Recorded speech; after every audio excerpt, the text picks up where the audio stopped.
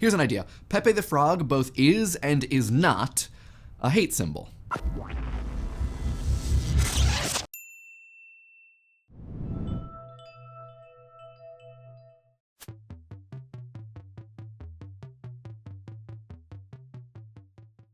If you spend time either on the internet or following political news, there's a good chance you've heard of this guy, Pepe the Frog. And if not, here's some background. Pepe was originally drawn by artist Matt Furie for his comic Boys Club. According to KYM, the appearance of Pepe that solidified his popularity is this comic where he explains that the reason he lowers his pants all the way down to his ankles to pee is that it feels good, man. This image was my first encounter with Pepe, and I think that's true for lots of other people too, as the feels good man and sometimes the feels bad man frog, or slowpoke. This actually is another important aspect of Pepe's meme history. Over time, he mutated and morphed, was shopped and pasted into countless situations and onto an endless parade of pre-existing characters. Around 4chan, Reddit, and other spots, people cracked wise about the value of certain Pepes, based on their scarcity, originality, or both. Jokes began to arise about the relative rareness of Pepes and their collectability. We're gonna talk about some developments in the Pepe market at the end of this episode, but first,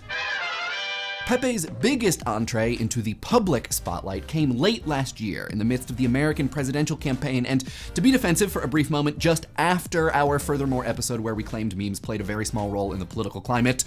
Whoops. There are a series of events which led up to what we might call the defining moment in Pepe's metamorphosis, where he transforms from a simple internet frog to an alleged hate symbol.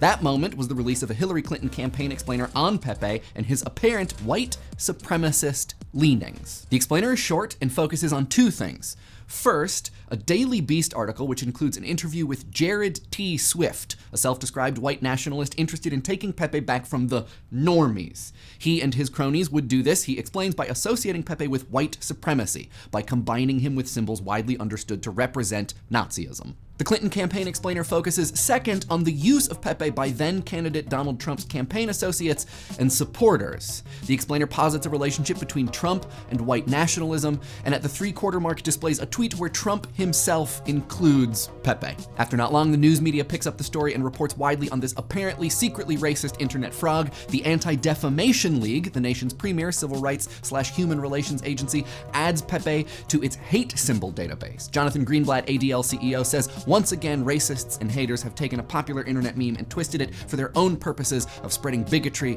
and harassing users. These statements, made by the Clinton campaign, the media, the ADL, and others, were met with confusion in many corners of the internet. For one, it appeared Jared T. Swift and his bros were trolls. Such was the claim that they made to Tucker Carlson's conservative news site, The Daily Caller, anyway. Swift was not engaged in so calculated a Pepe transformation campaign as he said, at least not beyond the Daily Beast article, which is maybe all that was needed. Joke or not, troll or not, true or not, the association spread, and in the meantime, actual internet Nazis, or people pretending to be internet Nazis, CF Poe's Law and a whole video that we made about the complication about pretending to be things you might not be, boop, began using Pepe, or the frog emoji, as a Pepe icon in and around their hateful messages and to connote their in-group status respectively. The association that Swift set out to build, or not, materialized anyway. Furie himself made several statements about the nature of Pepe, once drawing a comic indicating that it was akin to a terrible nightmare and saying in Time magazine that Pepe is whatever you say he is, and I, the creator, say that Pepe is love. He's not a hater. He's a lover. I don't know. The ADL's hate symbols database reads, though Pepe memes have many defenders, the use of racist and bigoted versions of Pepe memes seems to be increasing and not decreasing. And because so many Pepe the Frog memes are not bigoted in nature, it's important to examine the use of the meme only in context. Furie and the ADL are even apparently working together to rehabilitate Pepe. But the damages may be done. Pepe was framed as a kind of lamentation at the loss or complication of a beloved if crass collectible meme character. A complication exacerbated by recent footage of Richard Spencer, noted white supremacist, getting decked in public while explaining his Pepe the Frog lapel pin.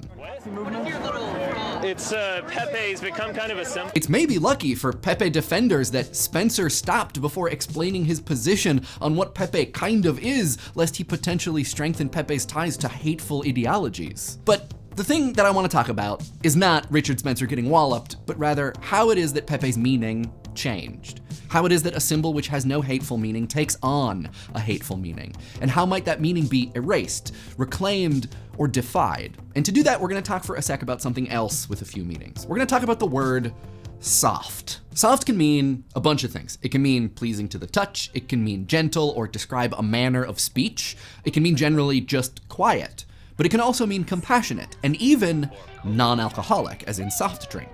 So how is it that soft can mean this many things? The answer is a phenomenon known as polysemy or polysemy. A polysemous word, or sign, or phrase, or symbol has multiple meanings which are somehow related. The etymology for soft relates it to 2nd century European words for agreeable or gentle. And so over time it gets deployed in various situations and takes on multiple senses rooted in this central meaning. As opposed to being rough, perhaps an object or a person is soft. As opposed to being loud or grating, a sound may be soft. A drink, if it is not hard, could be soft, all contiguous with agreeable or gentle. Polysemy is different from homonymy, where the same word has multiple meanings that are unrelated. Take Pole, for example, which can mean a long stick, a resident or native of Poland, or the ends of the axis of the planet Earth. These senses of pole aren't polysemous, as each of these meanings are etymologically distinct. They have parallel but individual roots and different histories. Symbols, as opposed to words that are as polysemous as soft, are comparatively rare. One well-known one is this hand signal, which can mean victory, peace, or goodbye. Victory after V for victory, peace after its use by 60s anti-war protesters, and goodbye because peace is also a salutation. Peace. We could argue whether this and this are technically the same symbol, but for simplicity, we're gonna say they are. However, if you happen to be in the UK, this can be insulting. That meaning would be a homonym though, not a polyseme. It has an unrelated etymology. The insulting usage is thought to come from English archers taunting the French during the 100 Years' War, showing them that they hadn't been captured and thus hadn't had the fingers on their draw hand cut off as punishment. Basically, you gonna get arched. But okay, what does this even have to do with Pepe? Well, I think it can provide us with some insight into how Pepe ticks.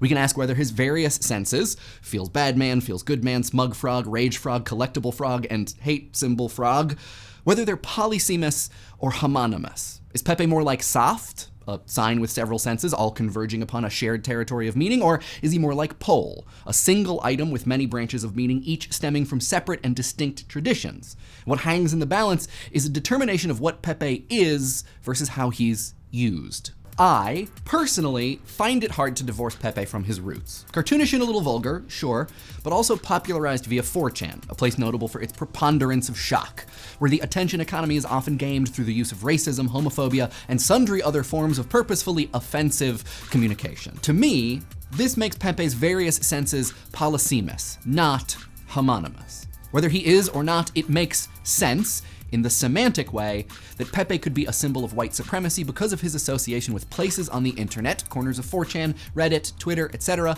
widely thought to harbor white supremacists. Swift's joke is Poe's law par excellence. Does this make Pepe himself a white supremacist? No, and the ADL admits as much. But while meaning dictates use, use also dictates meaning. This is exactly how things are co-opted in a word. This may mean that Furie, the ADL, and Pepe defenders everywhere working together have a hard time creating a homonymous Pepe meaning as opposed to a polysemous one that rehabilitates him in the eyes of the general internet public. A separate, though lexically related sense. In fact, the swastika has experienced several shifts in meaning itself. And no, I'm not about to say that Pepe is the new swastika, but both have undergone comparable processes. A symbol of good luck and auspiciousness originating in ancient India, Nazis co-opted the symbol and created their hooked cross, claiming the early Aryans of India were the paradigmatic white invaders. They used the symbol not to represent good luck and auspiciousness, but movement, nationalism, and the struggle for the victory of the Aryan man. Source. As Malcolm Quinn writes beautifully, but rather opaquely, the symbol as the imaginative catalyst for a new context has been transformed into a totalizing framework for the control of the existing one. In other words, meaning has not been followed, it has been restrained and then created. In Britain, however, early punk rockers in the 70s attempted to co-opt the itself co-opted swastika as a counterculture sign. They wore it not to advertise their allegiance to white nationalist ideals, but to shock members of polite society and to reflect back the reaction they felt punks inspired, that they were the enemy, social pariahs, the scum of the earth. Also source. Pepe rehabilitation then would have to be the reverse of this process.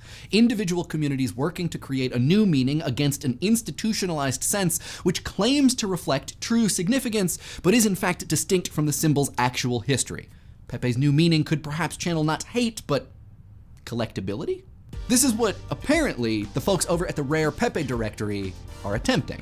By using blockchain technology, they've managed to enforce digital scarcity, the restriction of the free and willy-nilly proliferation of digital assets, and to track the issuance of Pepe images, from the rather common philanthropy to the most rare only one Pepe. Speaking with Motherboard, when asked about Pepe's association with the alt-right, one person involved said, best to just ignore those extremists. And to be rare, be Pepe. What do y'all think? I have a bunch of questions, like, can you ignore those extremists, as the Rare Pepe directory people suggest? Or is Pepe just ruined? And if he is ruined, can or should he be saved, or is it just too late? And if you do think he can or should be saved, can the Rare Pepe directory do it? How would you do it? How do you save an image or reverse its meaning? Let us know in the comments, and I'll respond to some of them in next week's comment response video. In this week's comment response video, we talk about your thoughts regarding battery anxiety. If you want to watch that one, you can find a link in the description or wait for the end card to show up. If you would like to support Idea Channel, we have a Patreon. We'll put a link to that in the description as well. And we actually have, Morgan, we have to post that other blooper video. We should do that soon.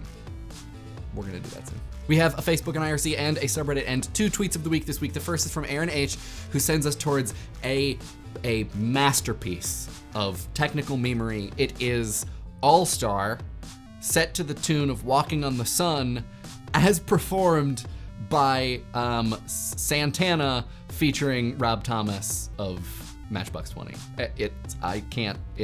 I think I watched it 5 times in a row. It's unbelievable. And the second tweet of the week comes from Lesbian Undertones, who points us towards an Everyday Carry forum. If you don't know Everyday Carry, it's people who sort of are not preoccupied, interested in which objects they carry in order to be prepared for most situations during the day.